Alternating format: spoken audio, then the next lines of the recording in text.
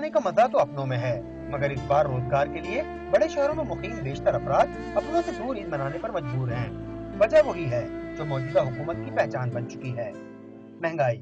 यही वजह है कि बेशतर अफराद टिकटों की कीमत मालूम करके ही वापस लौट जाते हैं। लोग परेशान हैं, बेहाल हैं, वो इस वजह से नहीं जा रहे हैं, उनके अपना खर्चा नहीं पूरा हो रहा है, किस तरह जाएं? जो जा सकता है वो जा रहा है, जो नहीं जा सकता वो क्या करेगा।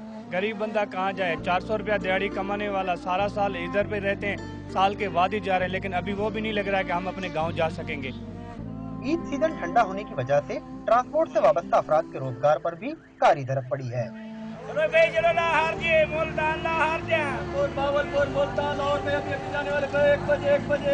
पैसे होते थे लोग जाते थे ना, ऐसे तो नहीं जाते हैं। किराया किसी के पास होगा तो जाएगा ना, अगर किराया नहीं होगा तो कहाँ लोग जाएंगे। सुबह से हम खड़े हैं, टोटल 2 सवारी लगी है। आवाज़ लगा के हम थक गए, सवारी मिल रही नहीं है, आवाम है ही नहीं है, रोड खाली पड़े हैं सारे, इतनी महंगाई हो गई है। इतनी महंगाई है, सवारी तो सफ़र ही नहीं कर रही।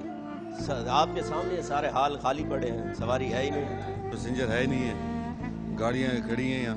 पिछले सालों में इस टाइम तक 5-6 टाइम जा चुके होते थे, इस वक्त कुछ भी नहीं है। हुकूमत की नाक़िस पॉलिसियों ने गरीबों को उनके प्यारों से दूर तो ट्रांसपोर्ट से वाबस्ता अफराद को उनके रोजगार से मजबूर कर दिया है। कैमरामैन अख्तर चौहान के साथ सैयद जीशान अहमद, डॉन न्यूज़, कराची।